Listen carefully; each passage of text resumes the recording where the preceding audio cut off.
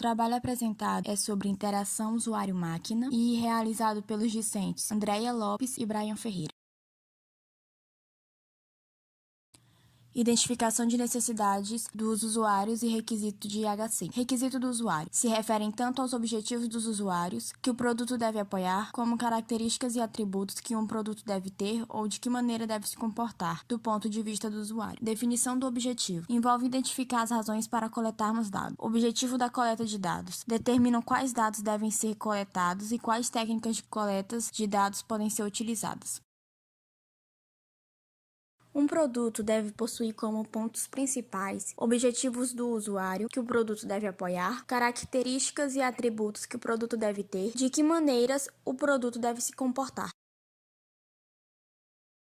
A coleta de dados envolve 4 pontos principais. São eles: definição dos objetivos, identificar as razões do porquê coletarmos dados, relacionamento profissional. O esclarecimento ajuda a formar um relacionamento entre as partes, bem como assegurar aos participantes o uso adequado das informações que eles forneçam. Triangulação, estratégia de utilizar mais de uma técnica de coleta de dados para obter diferentes perspectivas. Estudo piloto, uma prévia do estudo principal, com o objetivo de assegurar que o estudo é viável e permitirá coletar os dados desejados e realizar as análises planejadas.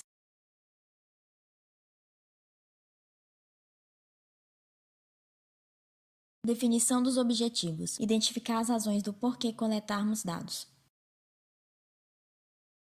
Profissional. O esclarecimento ajuda a formar um relacionamento entre as partes, bem como assegurar aos participantes o uso adequado das informações que eles forneçam.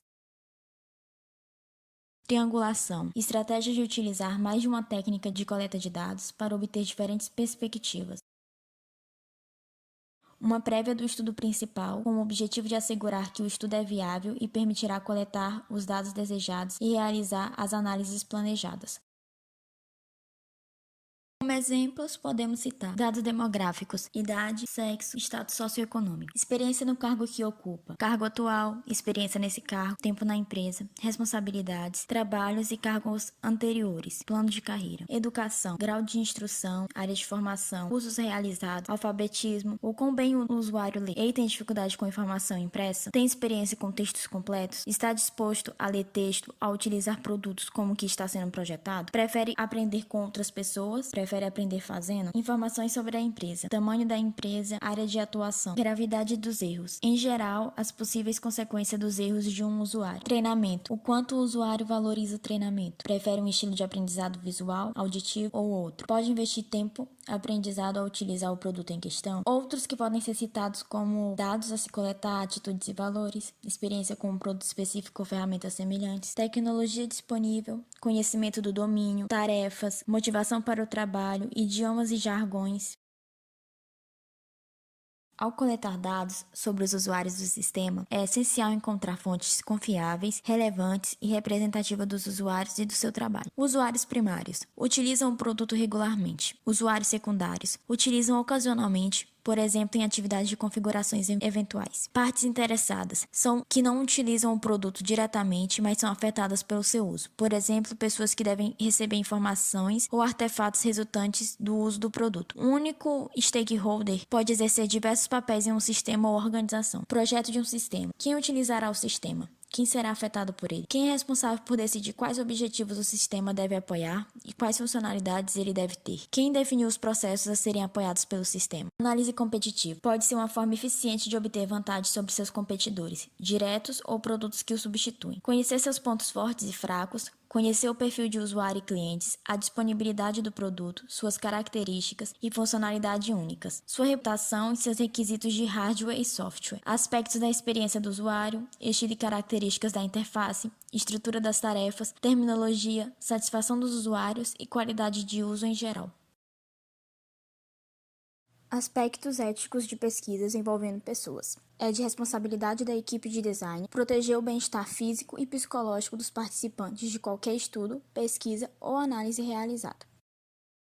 ACM 1992 e 3E/2006. Evitar causar danos ou consequências negativas a outros, tais como perda de informação, perda de bens, danos e propriedades, ou impactos ambientais indesejados. Respeitar a privacidade dos outros e honrar a confidencialidade de informações a que tivermos acesso. Evitar prejudicar ou causar dano a outras pessoas, seus bens, reputação ou emprego.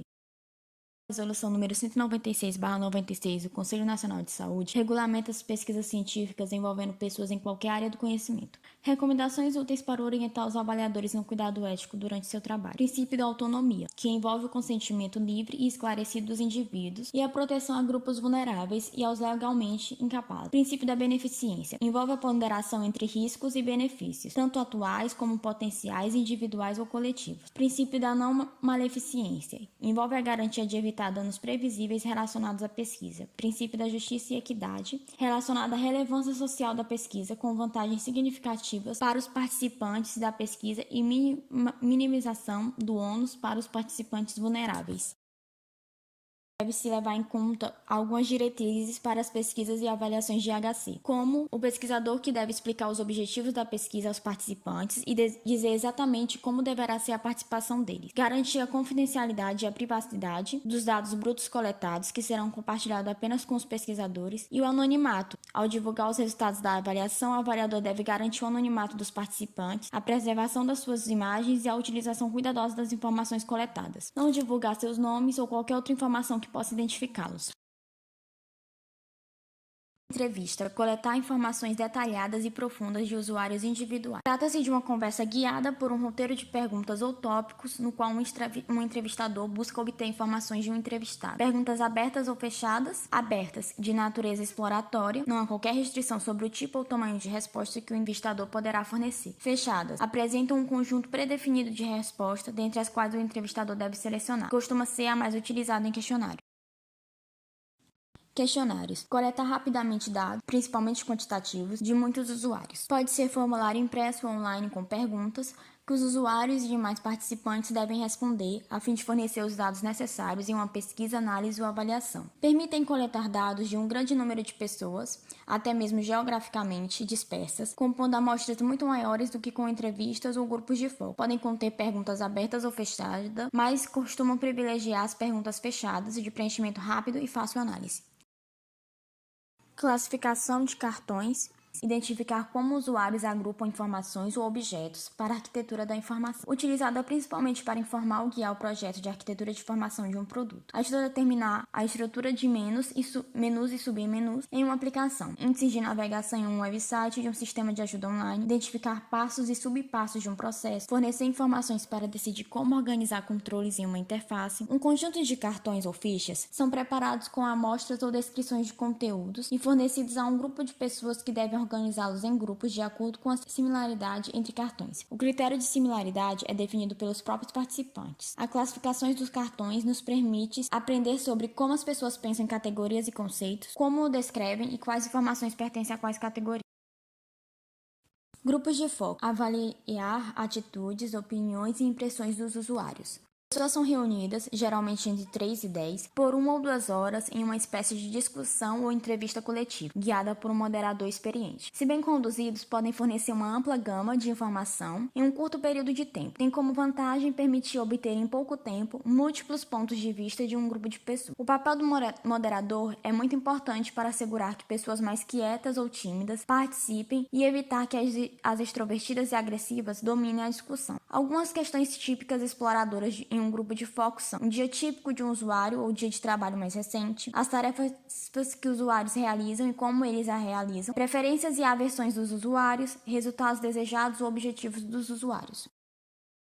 Brainstorm dá uma lista priorizada de necessidades e desejos percebidos dos usuários. Diferente de um grupo de foco que busca endereçar perguntas específicas, uma sessão de brainstorming busca levantar de forma livre um conjunto grande e abrangente de opiniões dos participantes em torno de um tema. Pode ser conduzida em aproximadamente 1 hora e leva menos tempo ainda para analisar os dados de uma sessão, o que torna essa técnica leve em termos de recurso, mas poderosa em termos de resultados. Envolve entre 8 e 12 usuários finais, de preferência com um perfil semelhante. Caso haja mais do que um perfil, devemos conduzir mais de uma sessão. Uma sessão eficiente começa com uma pergunta que sumariza o objetivo de entender o que os usuários querem e precisam no produto. Para identificar identificar as informações que os usuários querem ou precisam que o sistema forneça, para identificar os tipos de atividades ou ações que os usuários esperam realizar com o sistema, para identificar características como, por exemplo, confiabilidade, rapidez e segurança. Exemplos de perguntas: que informações o sistema ideal deve fornecer? Que tarefas você precisaria ou gostaria de realizar com o sistema ideal? Que características o sistema ideal deve apresentar?